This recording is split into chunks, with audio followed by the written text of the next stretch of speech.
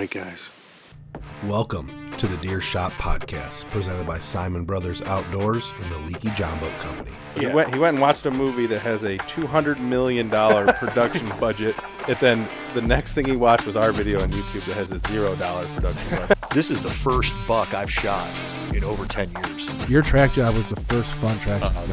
That kind of like, I think part of my life was influenced by that night. Then you miss him 3 times with a rifle at 70 yards on video for the whole world to see. Yeah, that's what Caleb did. 5 years ago, we couldn't shoot a deer at 100 yards with a slug gun. Now you're shooting turkeys at 100 yards with a shotgun. Joey takes The shop is closing up. Make sure he takes all his right antlers. You can't leave it. Deer Shop Podcast, episode 78. We are in the shop. It is cold. It is miserable. It is the last 2 weeks of the season. Yeah, so if you listened last week, not much has changed. We haven't even, I don't think anyone's even hunted since we were last. Ethan hunted I hunted couple the other times. day. Luke's hunted a couple times. Oh, yeah. I actually have that written down here. We were unable to get Nick and Dylan back on for a rebuttal to the what makes a trophy. We have a good one planned with Dylan, so whenever we do get Dylan on, it's gonna be a good podcast. He's goose hunting, and he's been working. I seen him doing a lot of furnace stuff. It's because it's negative 10. Yeah, we're in the middle of a polar vortex currently. Nick's working on shocks, so if you're one of those people that rides dirt scooters, he's doing that. Yeah, so. look him up. Yeah, we'll get them on here soon. We're not doing much around here besides buying corn and dropping corn and changing deer camera batteries a lot. Spending money to see the same deer over and over and over and over again. Yeah, we keep trying and praying and hoping that we'll have one of those shooter class 4-year-old plus bucks show up late season, which every year something usually does. But I mean, we're getting down. We haven't had anything new of size since the beginning of the year, basically. No, there's a buck that was here during the rut up until gun season that disappeared. He came back, so that's nice. He actually came back to a natural farm where there's no bait. Yeah, he came back, and I have a camera on a knob where doe groups have been bedding like crazy, and he came through with a group of bucks. So that's good to see. I would love to pick up his sheds.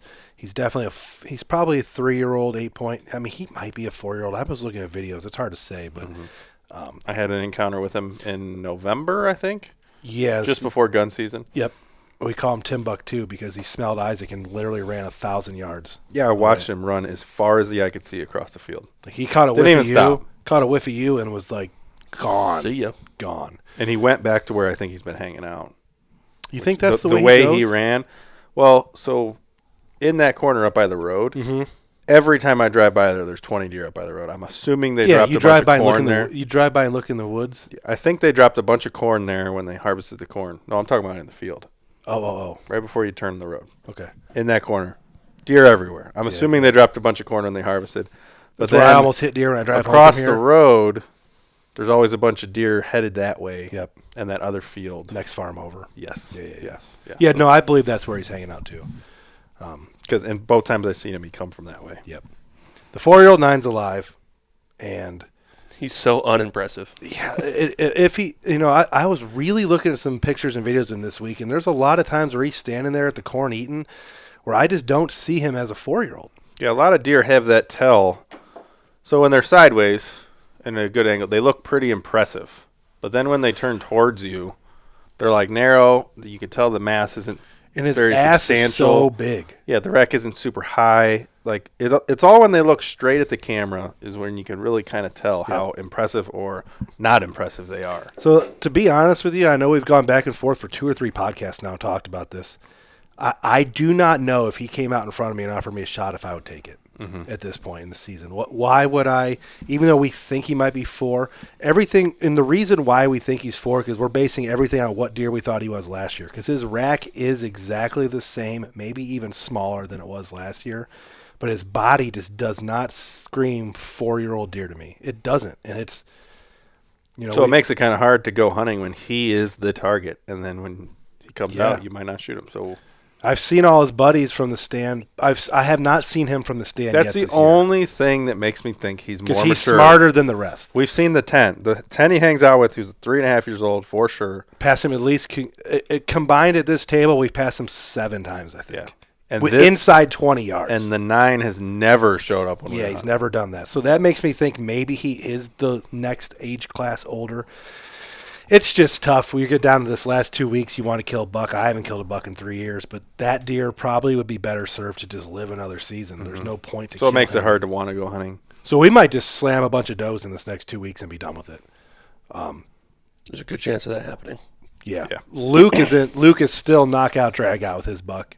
Yeah, we know his buck is mature. I guess that's the update we can give. We would love to have him on if he shoots the buck. I tried to get him on today. He's working on his bathroom. And he is hunting tonight, though. He's hunting tonight. There is a very good possibility that he kills that buck tonight. Which possible. Would really bring our season Yesterday, together. It would make the season. It would be a perfect cap off for the season if Luke could kill this buck. Yesterday it was 40 degrees. Yesterday or 2 days ago? Yesterday. 40 degrees, rain, ice, sleet, grossness. So yesterday everything melted. So it's been in the 20s and the teens for a week. Yesterday the temperatures got up, it started to rain. It melted a lot of the snow, not all of it. It melted a lot of the snow because it was like close to 40 degrees. Luke went out in the slop in the mud, dropped 5 bags of corn at like 1 o'clock in the afternoon, got back in the side-by-side, took off. At like 4:55 or 5 o'clock, still 45 minutes of legal shooting light left. That fucking buck came in and just started pounding the corn. Yeah, he was there for half an hour. Well, I think he didn't leave until after dark. Like he was in and out, back and forth. Like he left the pile, then he came back to the pile, left the pile. So he spent an hour in there killable on a day that wasn't cold, and Luke had been in there with the side by side. That's 2 times. The last 2 times we've dropped corn. Actually, the last 3 times. He's been there that same day. The last 3 times that we have dropped corn in that spot, he has shown up. The one time he was bedding 70 yards away, Luke filmed him get up and walk out of his bed. The next time you dropped corn, Luke had him come in chasing a doe, but left. And then yesterday, he came in, and he was with does again. He came in with does and fed for an hour. I'm sure he was sniffing the does, but man, that deer. So tonight, maybe we'll have a story to tell. We hope. I mean, I think he's 5 years old minimum, like heavy. It would be a great finish to the season because this has been pretty knockout drag out, especially lately. This late season, it can be fun to hunt. You see a lot of deer, but it's our most expensive time to hunt for sure because we're dropping bait. Just burning hours in the cold. Yeah, it takes a lot out. It's the hardest to hunt. It's the most expensive to hunt. We're changing batteries in these trail cameras once a week. Yeah, we're going to talk about. The Wise Eyes will be talked about on one of our separate channels. We have a couple other channels, but our trail camera channel, we'll do a Wise Eye review. It'll be the first review we ever do on that channel. We're going to put a lot into it. We are very happy with what we've got from Wise Eye this year. The price point has been great. The video quality, the picture quality, the performance is all good. The first thing I've seen that's bad, there's two things that bother me about them. One, the older cameras, they don't update the time at the time change, so it fucks everything up. You have to go in the woods and mess with them at the time change. Which we still have cameras that are an hour ahead. Yeah, it's annoying the fuck out of me. So it makes all the pictures out of order. It gets confusing. And the second thing is, in this cold weather, the battery life is no good. I have the delay set at 1 picture every 3 minutes and send, and we're only getting 5 days. So 5 to 6 days out of a set of batteries. Probably only a couple hundred pictures, I would say. Yeah, maybe 500 at the most. Yeah, which isn't a lot. The thing is, during the season, I had camera on picture and video mode send instantly, like on scrapes and stuff. And when the temperatures weren't that cold in October, November, we had cameras last 2 months. Yeah, they lasted the whole fall. Could be something to do with the batteries. We're using cheap Amazon batteries. There's only 8 AA's in those. Yeah, some of the other cell cameras do 12 or even 16. And I think just the cell service sending the pictures, it just eats those batteries away. We should do a test with good batteries, though, because we're running the Amazon. Yeah, we run into that problem. But who in the world can afford to go buy not Duracells? We're not going to buy them all for all, but just run a test to make sure it's not wires. They're about 5 times more expensive. For sure. Yeah, I mean, that's obviously something we should and could do. So maybe I'll do that. But it's, we when we're running 20-plus cell cameras and 40 to 50-plus non-cell cameras, I can't afford to buy expensive batteries because it would literally eat up everything that we have profit-wise. We're spending in the hundreds and hundreds of dollars a year to run these cameras battery-wise. Oh, yeah. I mean, we spend our cell camera bill is how many? I don't know how many cameras we're running on a cell plan, like 19 to 20, 22, something like that. Our bill's around $120 every month, $115 to $120. Just for the cameras themselves. And then I buy a pallet of batteries a month at $55. So $170 for the batteries and the cameras every month, which some people are going to be like, holy shit. But that's cameras for 8 guys. So that's eight of our cameras that are on that plan. So Yeah, so that's what we're doing in the woods. I don't know. speaking of Luke and his buck, he did hit his monetization threshold for the Leaky John Bow Company. So thank you to everyone who subscribed to his channel. Go over there and check it out. He's got a new video coming out. The new video should be out sometime soon. His last couple Sunday. videos have been walleye fishing on Lake Erie, and that got him over the threshold. He just did a ice fishing shanty trout video that'll be up soon. You guys definitely need to check that out. And he sold his boat, or he didn't sell his boat. He traded his boat in. So the Leaky version 2 got traded in for. We are now the I don't know if Leaky he's gonna version what he's 3, gonna call it. but it's a big piece of shit. Yeah. Oh my god. Well, he went from like Leaky John Bow to Leaky V Bottom to Leaky this piece of shit. yeah. God, is it a piece Every of shit? every boat he's had has been a giant piece of shit that he's kind of made nice and then got rid of them. Yeah, and then goes to the next. Yeah. But he's also traded up from a John boat to this boat. Yeah, he has. He Putting went no cash into the It transaction. only cost him $40,000 worth of bullshit he's done to the thing. He does. There is still one Leaky John boat, the one that him and Will redid. That's around that's that falling we down the used hill. to. No, is it over there? I don't know. I don't think it's The over trailer's over there. there. I think it's in Will's barn.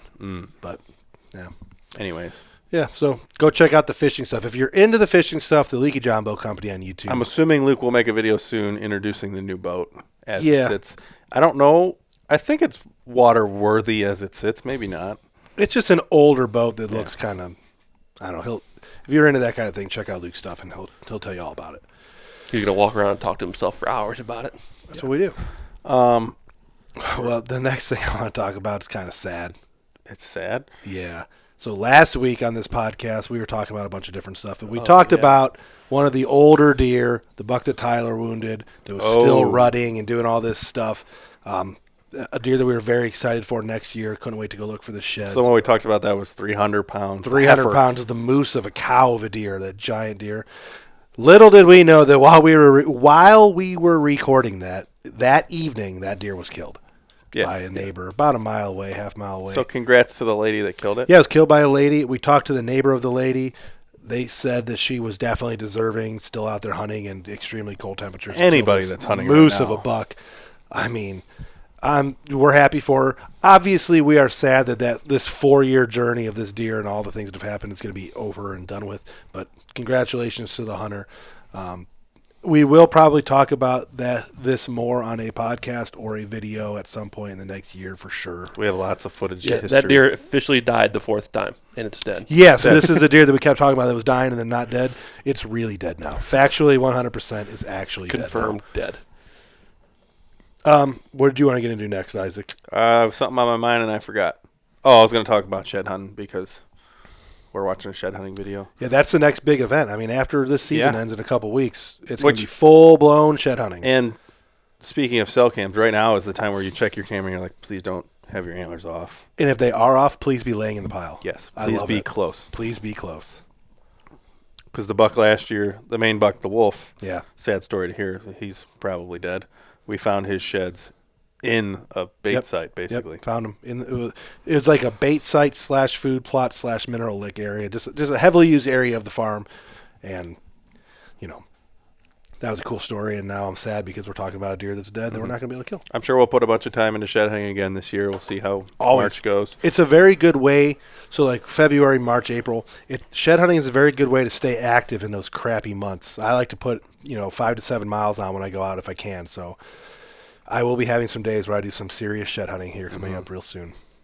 And now that we're not hunting over at certain properties, hopefully all those deer can drop before we get in there. We will probably throw some ancillary corn and cameras out after the season or towards the end of the season just to see what bucks are in the area and if we can get them to drop close by. I was driving by your farm, the property you actually owned the other day, thinking, you know what, that shed that we want to see might be in that little section of woods there. Oh, I forgot to tell you, that wasn't the buck that shed that you sent a picture of. That was the one-sided, one antlered buck. The big buck didn't shed yet. You still over there? I don't know. I pulled the camera. Well, maybe we should have not do that yet. Well, but I mean, what are the chances that it falls where I need it to fall on 4 acres? What is the chance that if we put a bag of corn and a camera in that thicket, What thicket? The one that, Oh, the other property? yeah, right next door. I've never been over there. So You know I what I'm don't saying? Like, is there a chance that they might show up there in daylight? Maybe. Make- But make- so that is actually a 1 acre lot, though. So I don't know. I mean, I guess we can hunt wherever in he there. runs. We'll be able to recover. Yeah. You know what I'm saying? Mm-hmm. So if we could get in there with the south wind and like have a setup, I mean, possibly, right? Yeah, if you could sneak in there. I mean, you're going to have houses 100 yards from you. That doesn't seem to matter. No, it's true.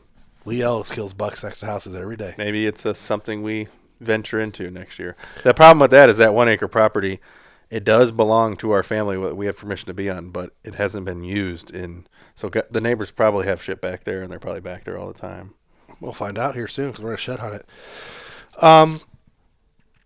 I do want to throw out a couple. I'm going to throw a camera maybe back out in some corn, like down at that other property where you just pulled the blind from, maybe in a week or two here, just to see what's coming through at night. To Yeah, I see mean, if there's two anything worth shed hunting over there. Two bags and a cell cam. You can't right, hurt yeah, nothing. because we got them laying around now. And we can, they can be used for whatever. Yeah, so do people that are listening to the podcast, do you guys bait just specifically to target sheds? And how does that work in states where you're not allowed to bait? Well, a lot of like So say the season's over in like PA, Missouri. Iowa, some of those states. I think the day the season ends, I think you can throw corn out and just Yeah, start baiting. so like in PA, are you allowed to throw a giant pile out now so you can find sheds, even though the season's over? I mean, Yeah, I don't know. I don't know the rules. I'm sure people do. It does work if you want to kill. And it does probably help the herd to a point as long as you don't keep them on that feed and then all of a sudden take it off when it gets the coldest. Yeah, I mean, There's been discussions about that in the I past. think so. I think the thing that bothers deer the most that gets talked that they worry about with that is, a lot of people say, "Oh, corn's going to kill the deer," bloat, blah blah, all this crap. Well, corn is what's laying in all these fields anyways. The deer feed on. I think it's when you start introducing like alfalfa hay in the middle of the winter time. Well, then a lot of people would something say, that cannot be found naturally at that moment. but a lot of people would say that you get the deer dependent on this easy food source, and then you cut it right when the season's over and the winter's the hardest. But how many deer do we have dying of natural causes around here because they can't get enough food? I found 7 dead deer last year, so Because they couldn't get enough food, or because they were shot? or hit by cars. Yeah, I don't know. There's plenty of food around here. I don't think any deer are starving. Well, to think death. about this too. How many of these bucks that we're chasing are on camera every single night? Mm-hmm. A lot of them aren't. They go 3 or 4 days where they're gone. eating natural browse. Right, exactly. We watch every hunt we go on in the Yeah. late season. We watch them go through the thicket eating natural browse. The deer Sometimes they even skip the corn pile. Yeah. Like the buck Luke's hunting, he's watched him skip the corn pile twice while he's in the stand. Yeah, the deer aren't not even come in. The deer aren't surviving off the supplemental feed we put out. Basically, No. it's just an attractant.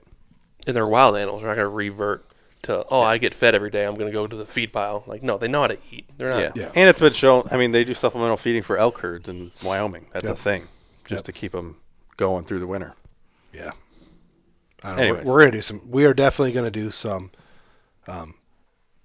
shed baiting Yes, per se. we already are. That's basically what we're doing. I'm not going to be like some of the other podcasts where they make you listen to the entire episode to get to the call-outs and the shout-outs. So, Born Again Matt and the Cronies. Matt called. Born Again Matt has this podcast, the Born Again Bow Hunting, with his guys, Kevin and them. Yeah, he's been on here a couple times introduced. We've been on there a couple times. They called us out last week, or he called me out a little bit last week. That he said he was going to go shoot a small buck in Pennsylvania. What makes a trophy. And he called a shot. He did. He killed himself a beautiful 90-inch 2-year-old. So Matt, You see a picture of it? Yeah, he sent me a picture of it. He sent me a couple different pictures of it. I didn't screenshot them there on Snapchat. I'm sure we'll find. He'll send me one that I can send to the fellas eventually if I ask him to. But congrats on your buck. Yeah, I listened to the podcast. It seemed like he was hunting his buddies, kind of hunting with a buddy out there, basically. Yeah, like some urban setting. But Matt did go 4 for 4. We have another friend locally that runs a YouTube channel that's attempting to also go 4 for 4. Where's he still at? at it? He's in Kentucky. He's in Kentucky? Okay, Public that's what I land right now. thought. So Aaron Olson's down in Kentucky Public right now trying to get it done on his 4 for 4 because he's already killed in 3 states, right? 2. 2. He didn't Ohio, find his Pennsylvania. Kansas. Oh yeah, he didn't find Kansas. So he's trying to go 3 for 4 Yeah. on the 4 for 4 tour. But I want to get both of them on here at the He's same trying to go time. 4 for 4, but he was hunting 5 different states. Kentucky was a bonus. Oh, Because we okay. invited him down for a month. Ohio, Yeah. PA, Kentucky, and Oklahoma. Kansas. Oh yeah. He spent South 3 Dakota. weeks in Oh, or South South Dakota. Dakota. South Yeah, Dakota. not Oklahoma. He spent 3 weeks in South Dakota. Nodak, North Dakota. North Dakota. Either way, we're gonna get both of them on here To talk about their their state tours and stuff. We'll get them to expand on what makes a trophy for them too. But yeah, Matt killed in Pennsylvania. Aaron's hunting in Kentucky.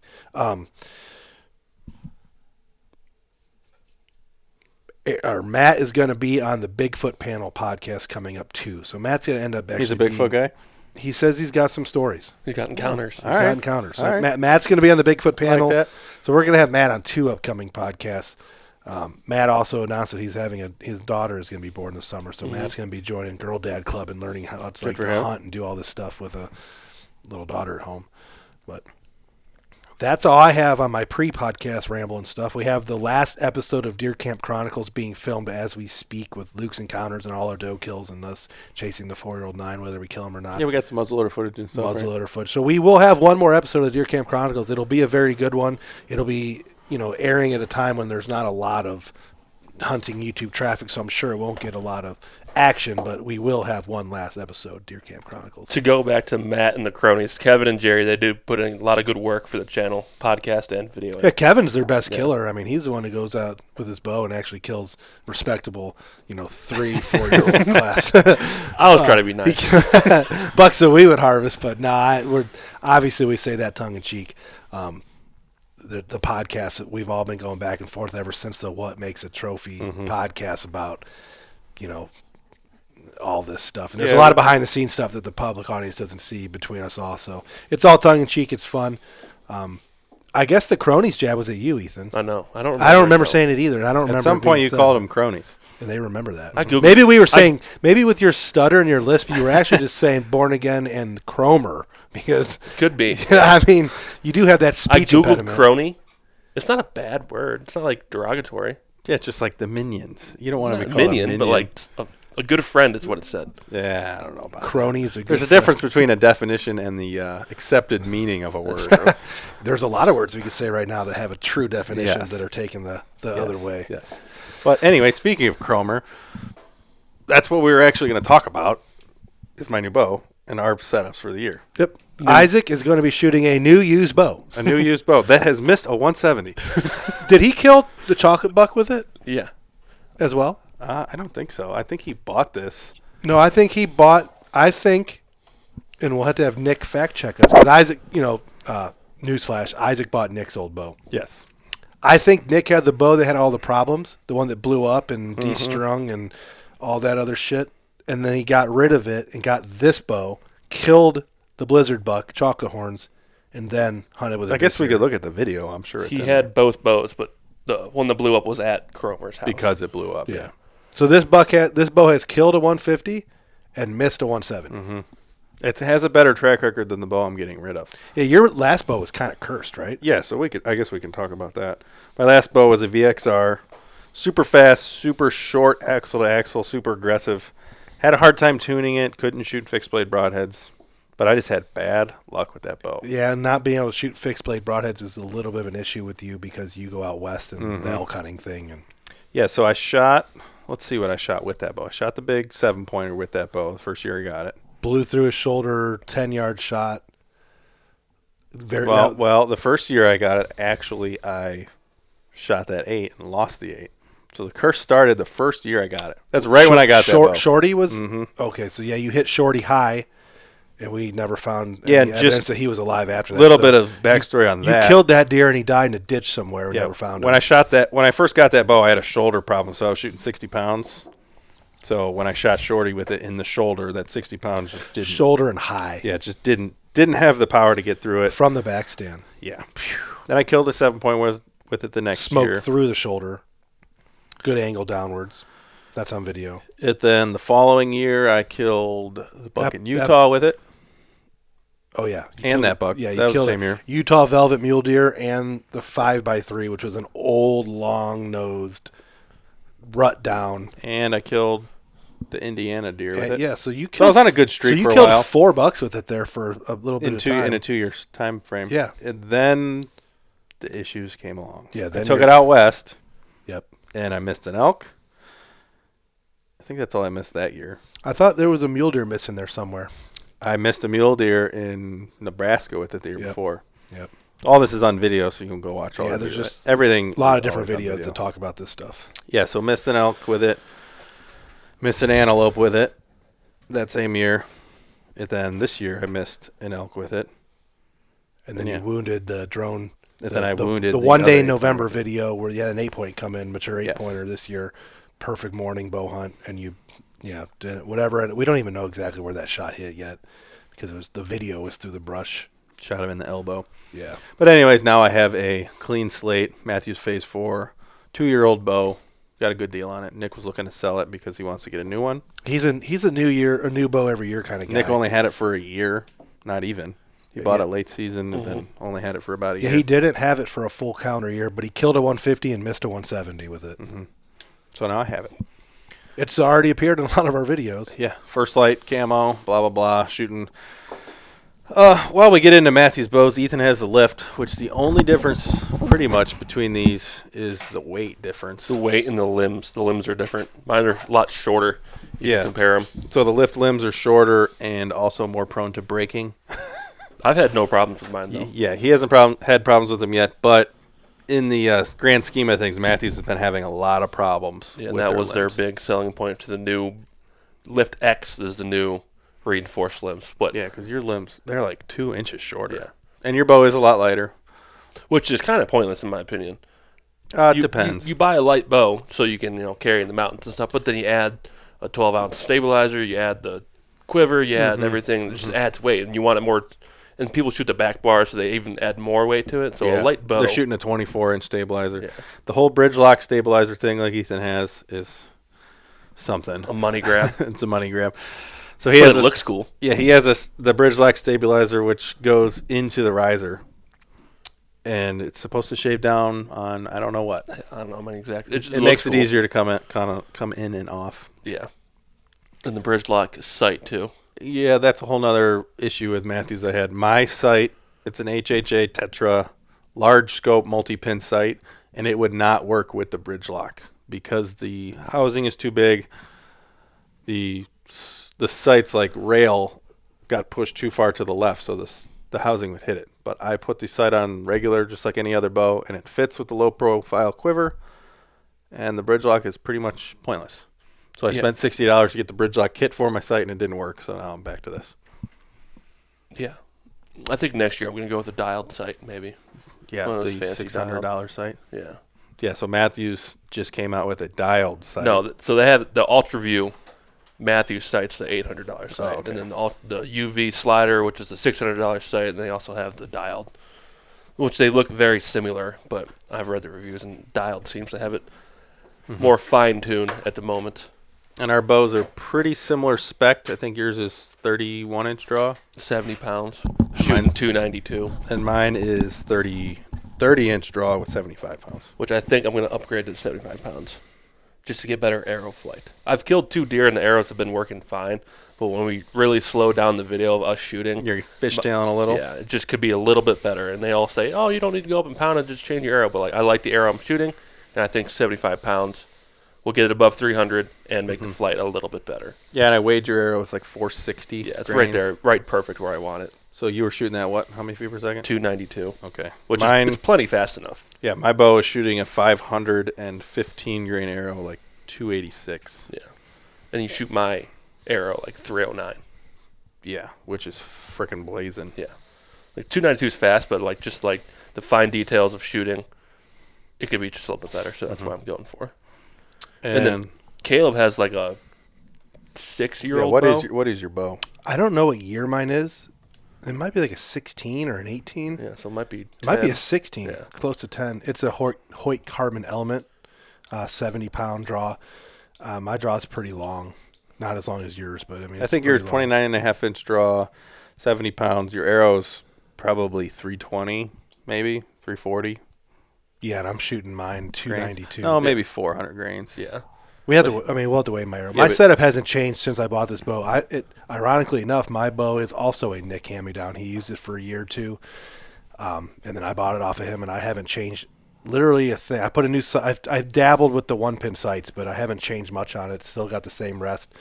My arrows are light. If you slow down the video, my arrows they're fishtailing a little bit. fishtailing and waving, but I'm able to get 292 feet per second out of a 9-year-old bow. I'm very comfortable with it. I've killed a lot of deer with it.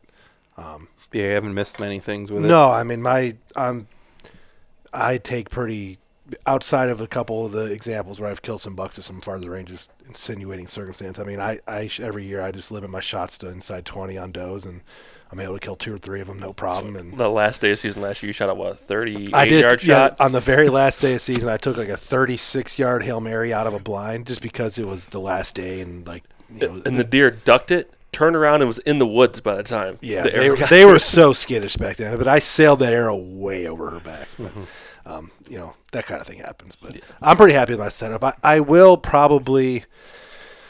I mean, eventually I'm going to upgrade and change things up, but every year there's so much stuff we have to do. Me getting a new bow and spending the money on that is not one of the priorities in my mind. Yeah, we've never really been the types to buy a new bow every year.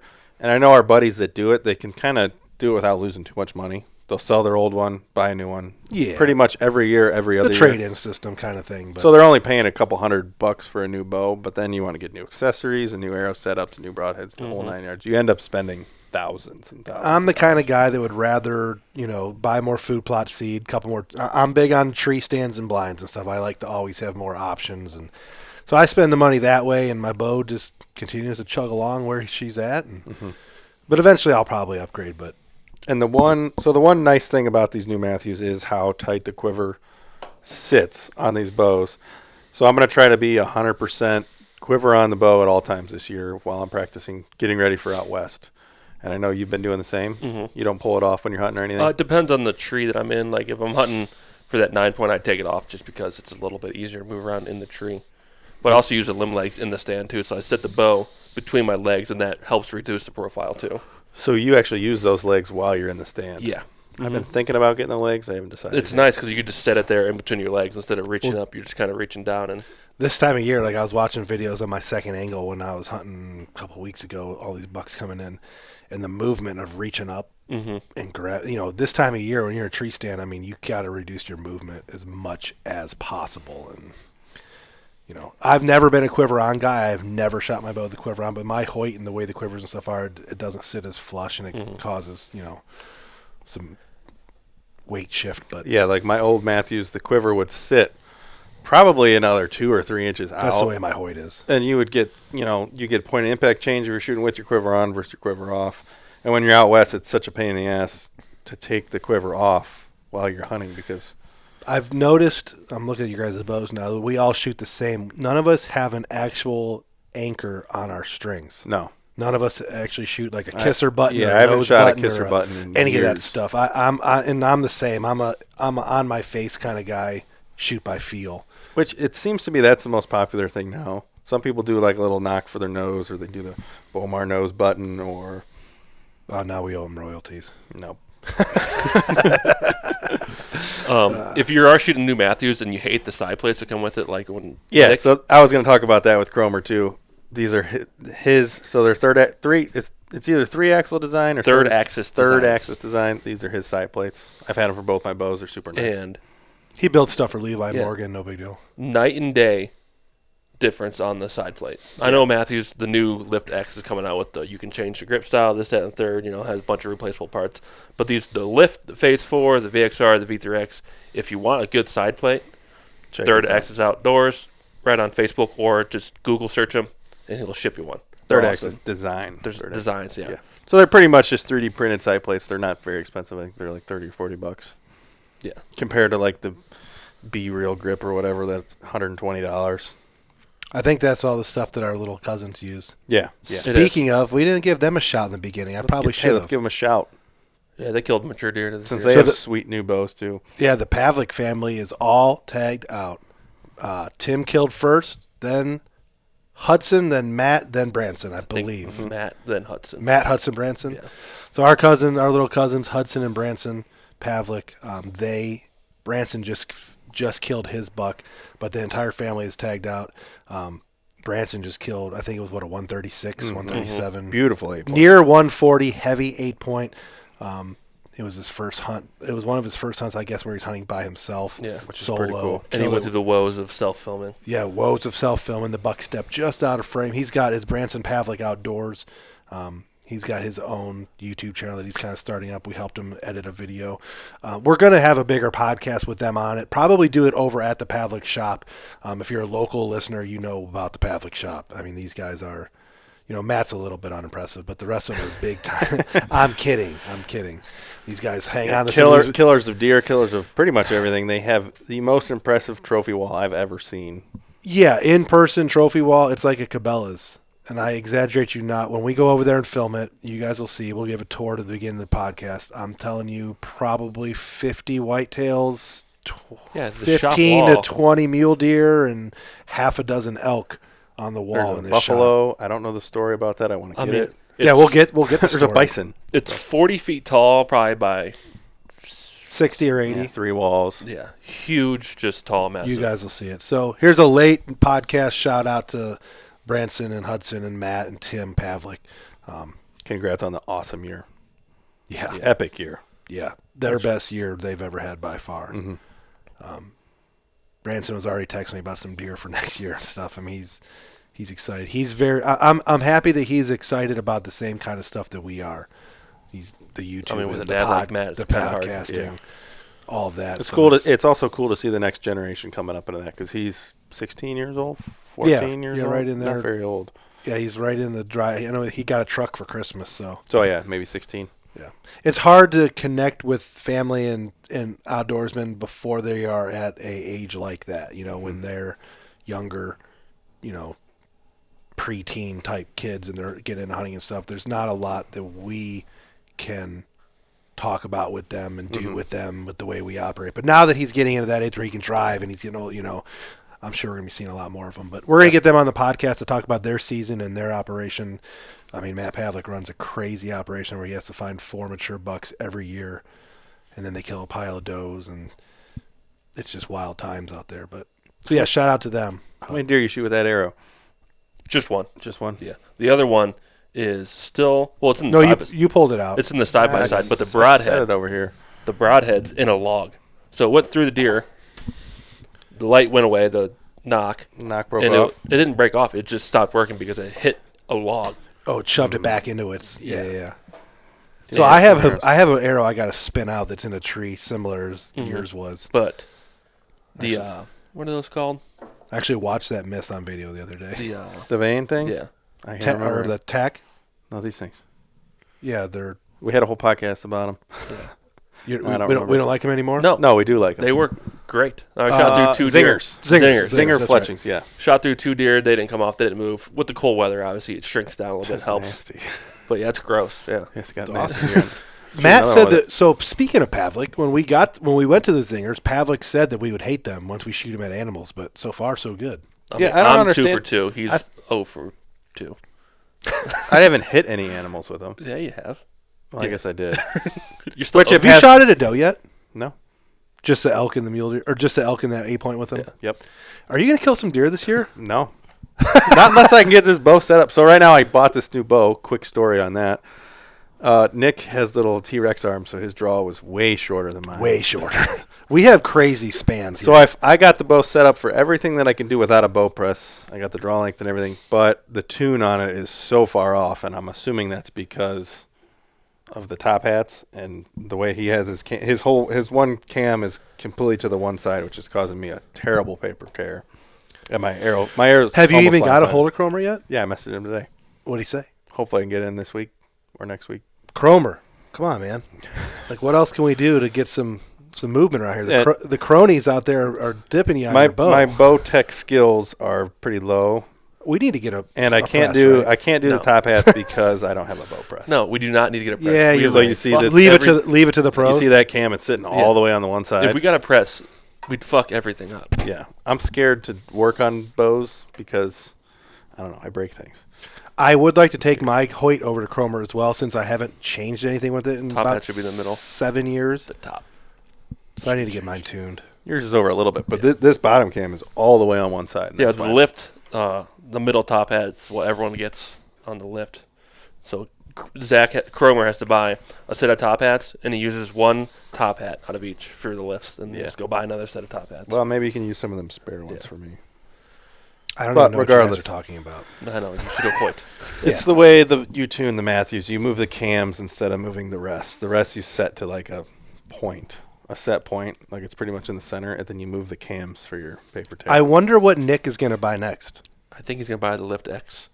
Well, he didn't sell me some certain accessories because he was keeping. He's staying in the Hoyt family. No, he's staying in the Or Matthews. yeah, that's what I meant. The Matthews family. Just the upgraded version of mine, which is pretty fucking cool.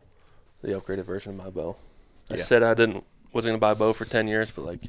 You want the new one? What's the difference between that and your bow? So what's the difference between your new lift and this? The adjustable cams. Yeah, but you should never be touching that. 'Cause Yeah, you don't know you're what the right. fuck you're doing. Stronger limbs. Yeah, and that may pretty be much it. So Especially if the limbs go. Especially if you're talking about going 80 pounds. These little freaking. I mean, it's the same. They just have different metal on them. But we'll see. I think 75 pounds will do. I don't think I need to go 80. I think 70 pounds is doing just fine. Where do they break usually? I have no idea. You just haven't seen it yet? No. My VXR limbs are starting to break too. My Hoyt limbs are splintering a little bit, but it's just the finish. Mm-hmm. You know what I mean? That's like this. It's a very common thing with Hoyts. When I first saw it, I was like, I first saw it. I was in Indiana 2 years ago doing our public land thing with the Born Again guys and all them, and I saw that the limb was like cracking. It looked like to me, so I'm like, oh fuck. Didn't have cell phone service where I was hunting, so when I got back to the camp, I'm like researching it, and they're like, oh no, with the Hoyt laminated limbs, the dual limb thing, it's very common for that outside cover finish to. Because there's like a camo finish. So then I was like cracking it off, and like the limb itself is still fine underneath there. But Yeah, I mean, my bow will explode on me one day, I'm sure, because I've dropped it out of trees and banged it on everything and had it back in my truck for 8 years now. Yeah, I did drop my bow, not this bow, the old bow, out of the tree. So much for being able to sell that thing. Well, it has a broken. I don't think it's. What are we gonna do with it? I Just don't hang it know. on the Yeah, wall hang it forever? on the wall. Unless I want to get a $200 string for it to sell it for $500. Yeah, I think Nick is going to go with Lift X 33, and I think Dylan's going to go Lift X 27.5. The And ultra short. That's the Lift RS or something. Yeah, it's not the whatever. X. Yeah, whatever. it's So they called. Matthews makes a new bow, which our big asses cannot use because it's like 28 or 29 and under draw length. Yeah.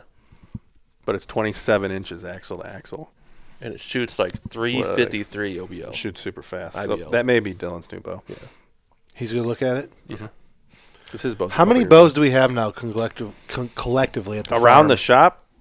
Plus I don't my, know. I have 3. I have 2. We all probably have about 3. You have 4. You have 2 Matthews, a Ross, and a Recurve. Yeah, 2 recurves. So you have 5 bows. I have 3 bows. But speaking Plus of, Lindsay's. yeah, Kendall has 1 too. So we're at 4 and 6 is Luke 10. has 2. Luke I has have 2. 2. So we have 14 bows laying around the shop right now. But only about 5. We need to of take them them all. Once the season's over, we need to get them all down in your guys' gun room down there. Yeah, get them out of here. Yeah. Speaking Good of place Dylan, to keep them all. I'm going to call him out again. Actually, I'm not going to call him out again. Oh, but please don't. I'm not calling him out. I'm saying he I don't want to go through another week of that shit. No, this is a good thing. He is super focused on the recurve stuff, and I hope he continues that. Why don't you start working on that some more? I suck too bad. Do you think you could hunt turkeys with them? No. I mean, we Actually, tried that I last answered year. my own question because you don't even like to film turkey hunts from behind the camera. Yeah, let alone hunt and what turkeys. I like to do, like go on these trips out west and stuff, and I'm not good enough. Like if I had 3 or 4 elk under my belt and a couple big mule deer, then maybe I would pick up that challenge. But the challenge for me right now is trying to kill them with the compound bow, let alone trying to kill them with a recurve bow. All right, I have a proposition for you then. Mm-hmm. With 3 weeks left in the season, let's build you a recurve blind and just kill a doe with the recurve bow late season. I mean, I could take it back to the Taj Mahal tomorrow and try to kill one. You don't need to go that. Why don't you go to the back stand with it? By the way, I checked the wind. You shouldn't hunt tonight. The wind's bad. But why don't you take the recurve bow back to the back ridge corn sometime in the next week and kill a doe with it? I can try. That pile is 13 yards, I think. I ranged it. Did you range it, Ethan? Which one? The back ridge. Yeah, 14. Yeah, so 14. like that I mean, is I can a make a 14-yard 14-yard shot no with the recurve bow. And guess what? If that fucking 9-point shows up, shoot him with a recurve. Hey, maybe I'll go. Why don't we do that? Well, tomorrow it's going to be -2. Maybe I'll go out for 20 minutes. I mean, you will definitely be able to. Tomorrow is a kill. There are going to be killable deer tomorrow.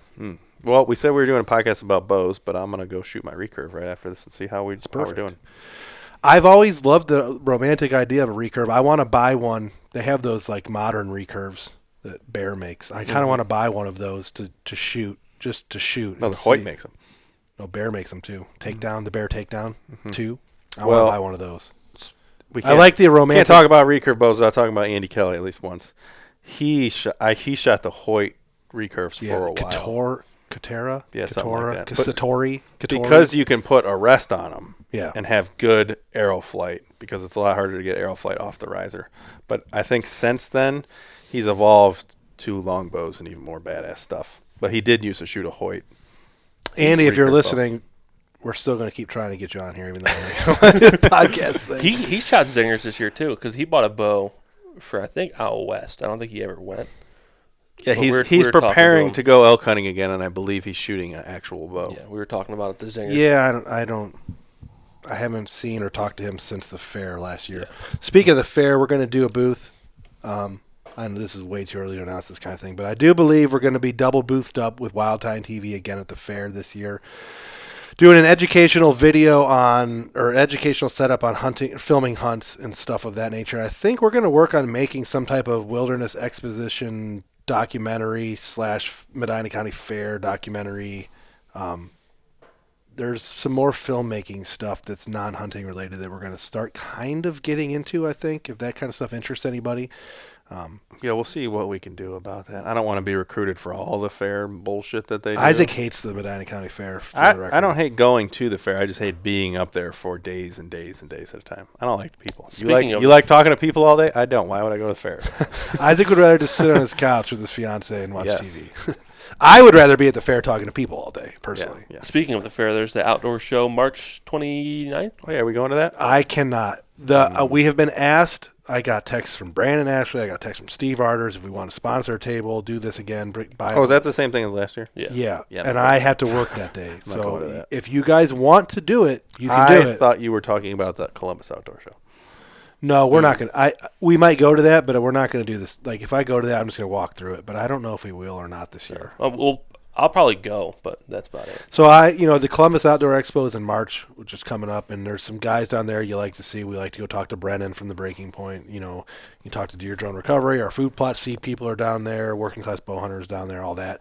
But I just Go do a little networking with them. Yeah, we did it last year. We filmed and made a video, and it just didn't do what I wanted it to do, and it was kind of, what's the word for it? Awkward to make, almost per se. So We're not reporters. No, so I don't think we're going to do anything like that again this year. We might go down just to see those guys. We might not, But it kind of sucks because you used to go down there and get some cool stuff for hunting. It's not like that. Yeah, the anymore. shows. So I know a lot of podcasts. I know Born Again Bow Hunting. I know bowhunting.com's Watering Hole podcast. A lot of podcasts lately have talked about how the ATA is dead. I'll tell you what, some of these other shows that we go to, like the Open Seasons Outdoor Exhibit, which used to be the Deer and Turkey Expo. They're way smaller than ATA at Sucks. the beginning, and And now they're so terrible now. The problem is, It's outfitters, beef jerky, and seasonings, and not even the good seasoning companies anymore. yeah, I mean, the Bearded Butchers are down there. They're still there. So here's the problem.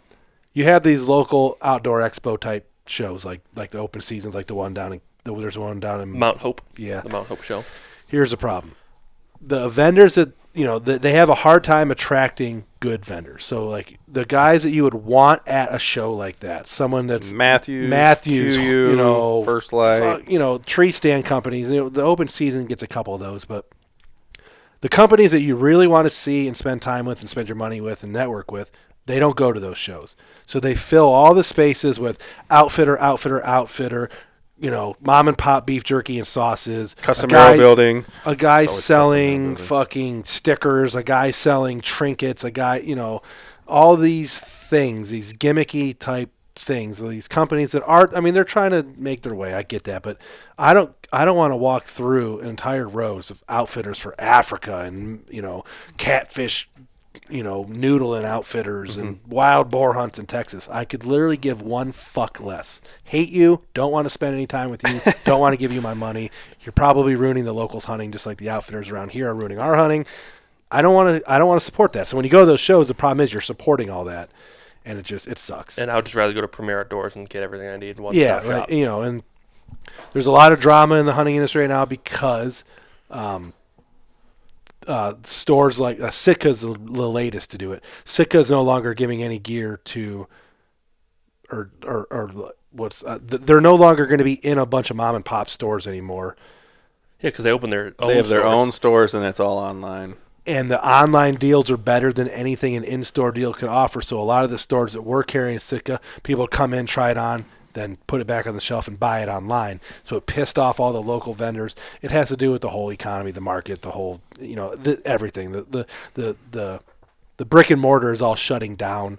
Everything's going online. So it's creating problems even in the hunting industry. I don't really know where to go with that, but it's just one of those things that is happening. And so the shows, all these shows like ATA and Premiere, they're all suffering as well because it's just a bunch of crap, and it's not worth the drive at times, to be honest, to be fair. The only time we're going somewhere in store to buy something or to have a service done, basically, is if they're like working on our bows or a service. Yeah. Because everything else online is cheaper and easier and more convenient, and It shows up at your house the next day. You want to buy something, it just shows up at your house the next day. which I want to buy a bow press so I can do my own shit. But I Ethan know- says not to do that because then we'll suck. Yeah, bow presses are one of those things that just scares me. Like this bow goes in, they push these, and there's all that force. Then they take the string off and cams off, and like slips out of there. And if I don't know what I'm doing, I shouldn't be doing it. Yeah. But anyways, I don't know. That's about it. All we got to talk about. Off-season ramblings. TikTok shut down. TikTok did shut down, don't which is give a- interesting. I don't know. Speaking of the outfitter, though. Oh yeah, you can. Talk about that. I mean, I could. So the outfitter that's biased that we've complained about in 2 or 3 podcasts and is Need this and that less and the be others. named. He got arrested the other day, and everyone was thinking it was because of his poaching, violations potentially in Nodak or whatever, North Dakota, South Dakota. But then he got out of jail and he put on his thing that he had an unpaid speeding ticket or an unpaid Seatbelt ticket, Some which is bullshit. probably some bullshit, but I don't know. We're still dealing with this guy that's a lifelong con man ruining our hunting, and I don't know. It's what else to do frustrating. about it. Set this. I area did back. find out through a police officer, an unnamed police officer did comment on there that he's not allowed to own a firearm or a bow, and he's not allowed to participate in any type of hunting activity since last year. That's a fact from a police officer through a court ruling. So I don't know how he's still running a outfitting business, but he is. breaking the law. Yeah. Yeah. Whatever. Anyways, Hopefully he rots in jail somewhere eventually. I think that's all we got for today, huh? Yeah, I don't think there's much more to go on. Kind of a shorty. Yeah. Like we've talked about, we got some bigger ones coming, but this time of year we're cracking down on the hunting and everyone's kind of really busy, but we will get our Dylan and Nick rebuttal. We'll get our Bigfoot podcast. We'll get the 4 for 4 with Aaron and Matt. There's a couple big podcasts coming up that should be fun. So We're going to go watch some playoff football, and Isaac has 2 podcasts coming up. He's got Zorn, yep, his bear taxidermist is going to come on eventually. which we talked about that when Jay was here. And then Jay's going to have an Alaska, like a pre-Alaska podcast at some point. The Zorn one we might do at Jay's. I don't know. We'll Yeah, see. you guys can- Jay just got his taxidermy back, his 170 from Iowa last year, Jay has a good setup to do a couple podcasts. He can get all his mounts on the wall, and and his taxidermy that he Oh, got back man. is so beautiful. it is. Full, what do they call that? Pedestal. Pedestal mount on a whiskey barrel with corn stalks. And I mean, that's exactly what I want to do with my buck from this year, but there's no buck to kill, and I haven't killed shit. So Yeah, you then didn't kill- Jay you did didn't it kill a with 170. Yeah, I know. Fuck. It's all right. all right, Deer Shot Podcast, episode 78. 78. And we are out. Thanks for Out. listening.